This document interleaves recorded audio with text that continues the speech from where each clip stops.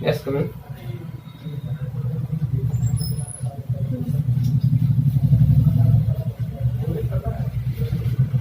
Sit down.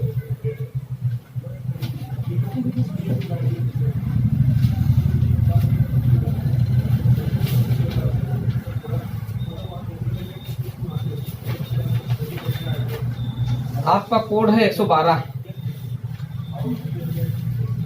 संविधान का अनुच्छेद 112 क्या कहता है? वार्षिक वित्तीय विवरण। वार्षिक वित्तीय विवरण का प्रावधान है। Very good. क्या होता है वार्षिक वित्तीय विवरण?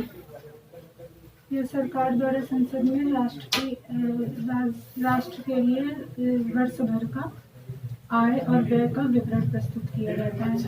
एक वर्ष का, आगामी वित्तीय वर्ष का आय और व्यय का विवरण होता है। आज 1 फरवरी है, आपका साक्षात्कार भी आज है। आज कोई घटना है आज इसके बारे में? सर, आज बजट प्रस्तुत हो रहा है। बजट प्रस्तुत हो रहा है। कौन पेश कर रहा है? माननीय वित्त मंत्री Shrimati Nirmala Sitharaman. Zero base budgeting क्या होता है? सर, जिसमें जो बैलेंस शीट होती है उसका दोनों तरफ जीरो आना चाहिए, मतलब ऐसा उसका आकलन किया जाता है कि आय और व्यय का सारे निर्धारण करके जीरो आता है।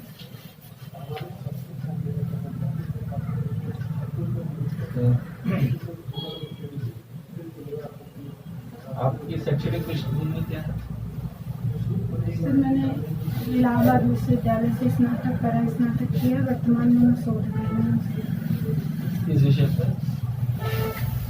सर, इतिहास विभाग से। सर, हिंदी सिनेमा में साहित्य के योगदान है।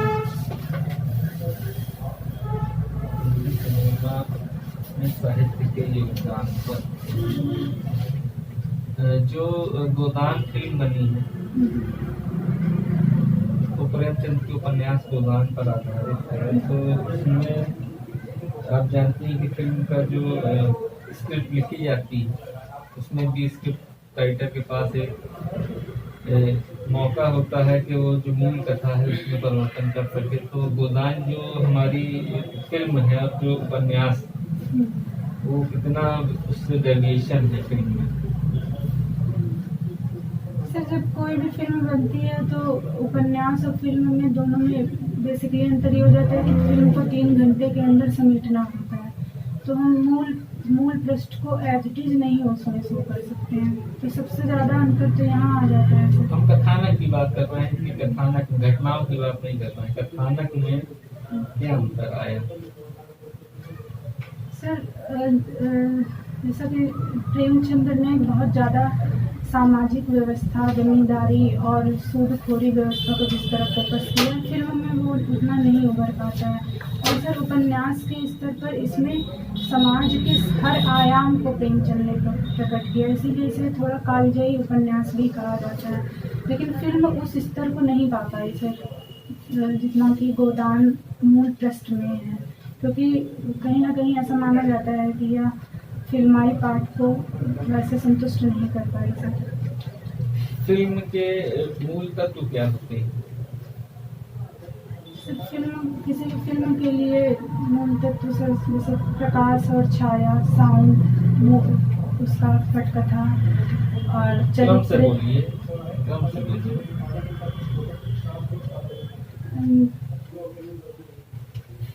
जैसे किसी भी फिल्म का निर्माण होता है, प्लॉट एक शब्द आता है। प्लॉट से क्या आशय है? सर, जिस कथानक पर बनती है सर, उसे प्लॉट कहते हैं। प्लॉट शब्द जो हमारी फिल्म या नाट्य परंपरा में ग्रहण किया गया है वो कहाँ से ग्रहण किया गया है?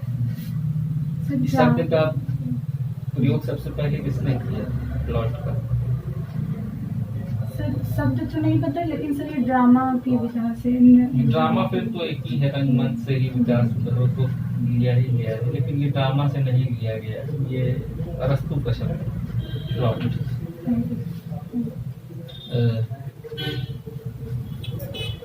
आप डिप्टी कलेक्टर बनने जा रही हैं, तो डिप्टी कलेक्टर बनकर आपका जो कार्य क्षेत्र होगा वो किस स्तर पर होगा? तो कहाँ काम करेंगे आप? जिले में काम करेंगी कि ब्लॉक स्तर पर करेंगी कि तहसील स्तर पर करेंगी, सब डिवीजन स्तर पर करेंगी, कहाँ काम करेंगी? सब डिवीजन स्तर पर। सब डिवीजन स्तर पर। चलिए, वेरी गुड। अच्छा, जो डिप्टी कलेक्टर होता है ये अपनी शक्तियों को कहाँ से प्राप्त करता है? डिप्टी एसपी, डिप्टी कलेक्टर से भू राजस्व संहिता से सरकार में अधिकार प्राप्त करते हैं। और एसडीएम सर सीआरपीसी के तहत प्राप्त करता है। सीआरपीसी का फुल फॉर्म क्या हुआ? Sir criminal procedure code. Criminal procedure code. कोई सीआरपीसी की धारा बताएंगे कि जो बड़ा चर्चित होता है एसडीएम उसका प्रयोग करता है? जैसे सीआरपीसी की धारा 144 से। Very good. 144 144 क्या होती है ये? सर इसके तहत अगर उप संभाग स्तर पर अगर शांति भंग जैसी स्थिति का कुछ ऐसा आभास होता है पुलिस की जानकारी और सूत्रों के माध्यम से, तो एसडीएम इस पर कार्रवाई कर सकते हैं। क्या करेगा कार्रवाई? सर उस क्षेत्र को अगर सर बहुत ज़्यादा स्थिति खराब होती है और अन्य भी परिस्थितिजन्य स्थिति उत्पन्न होती है तो वह कर्फ्यू जैसी स्थिति को भी लगा सकते हैं। तो क्या होगा उसमें? क्या करेगा? कितने लोगों को जेल में डाल देगा? कितने लोगों को सर रोकेगा? अगर कहीं भी 4 या 4 से अधिक 4 या 4 से अधिक लोग, तो आप बताइए इसको कि 4 या 4 से अधिक लोग होंगे, उनको इकट्ठा होने से रोक दिया जाता है, ठीक है, निषेधाज्ञा लगा दी जाती है। आप ऐसा बोलिए कि लगे कि आप एसडीएम जैसा बोल रही हैं। आप तो एसडीएम बनने जा रहे हैं, फिर भी आपकी आवाज में कोई हनक नहीं। आपकी बात आपके ऑफिस में कैसे लोग मानेंगे? आपकी बात को अगर हनक नहीं रहेगी तो आपकी बात को आपके ऑफिस में कोई मानेगा नहीं, सुनेगा नहीं। आप बोलती रहेंगी, चिल्लाती रहेंगी। आप का वैकल्पिक विषय क्या है? सर इतिहास। दादा भाई नौरोजी की पुस्तक थी, ये बहुत चर्चा में रही, क्या नाम था? The poverty of un British rule in India. इस पुस्तक में क्या मान्यता स्थापित की थी दादा भाई नौरोजी? बेसिकली उन्होंने धन निष्कासन के थ्योरी को सर इसमें बताया कि और भारतीयों के जिस तरह से आर्थिक शोषण हो रहा था, इसमें अन ब्रिटिश शब्द का उन्होंने प्रयोग किया, इससे क्या आशय था? सर उस टाइम वो जैसा वो जो टाइम पीरियड पे लिख रहे थे तो उस टाइम उदारवादी अप्रोच था सर। तो उन्होंने दिखाया कि जो un British rule in India है तो अन ब्रिटिशर्स जो अपने को इतना बताते हैं, एक तो उनकी जो लेजिटिमेसी की थ्योरी है और ये कि हम सभ्य हैं और हम यहाँ पर पितृभाव से यहाँ पर शासन कर रहे हैं, तो वहाँ ब्रिटेन में तो वो ब्रिटिश रवैये से काम कर रहे हैं, लेकिन इंडिया में वो अन ब्रिटिश हैं, जो ब्रिटिश फिलॉसफी है उसके विरुद्ध हैं इंडिया में। मतलब ब्रिटिश फिलॉसफी का समर्थन करते हैं सर। जो वो सभ्य लोगों का जो मानक ब्रिटिश व्हाइट मैन्स बर्डन, ये क्या है? सर ये है कि जो श्वेत नस्ल जात के लोग हैं उन पे या अधिकार है कि वह जो असभ्य लोग हैं, जो ब्लैक या श्याम वर्ण के लोग हैं सर, उनको सभ्य बनाएं, उनका विकास करें। इस थ्योरी से लिया जाता है सर। किस ब्रिटिश विद्वान ने माना था कि भारत कभी एक राष्ट्र नहीं था? अभी एक राष्ट्र नहीं रहा। कभी एक राष्ट्र नहीं रहा। सर ऐसे तो ब्रिटिश कई सारे लेखक, लेकिन एक कोपलैंड का भी नाम आता है सर। कोपलैंड बोलते हैं कि साम्राज्यवादी इतिहास लेखक है सर, ये भी कहते हैं कि भारत एक राष्ट्र नहीं है। अच्छा, राज्य और राष्ट्र में क्या अंतर है? सर राष्ट्र जो है यह एक सांस्कृतिक और सांस्कृतिक स्थिति को क्या द्योतक होता है, बल्कि राज्य एक भौगोलिक जनसांख्यिकी और संप्रभु इकाई को दर्शाता है सर। और राष्ट्र में साझा विरासत, साझा धर्म, इन सबको भावनात्मक रूप से ज़्यादा प्रदान करती है।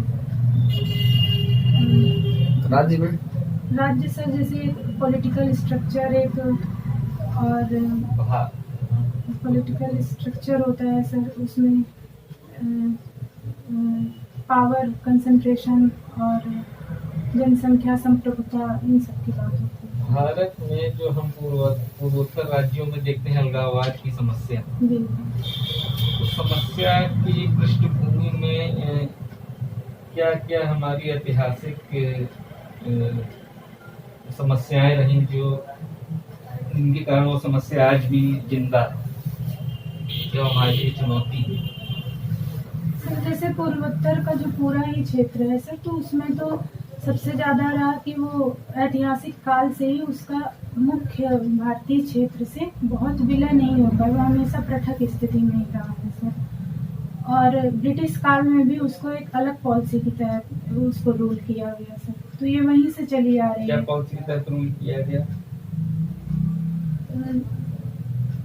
ब्रिटिशर्स तो पहुंच गए थे वहां, उन्होंने रेल लाइन भी बिछा दी जी जी और वहां जाते भी थे, आज भी वो रेल लाइन सब कुछ है। जी। अलग क्या किया उन्होंने, अलग तरीके से कैसे रूल किया?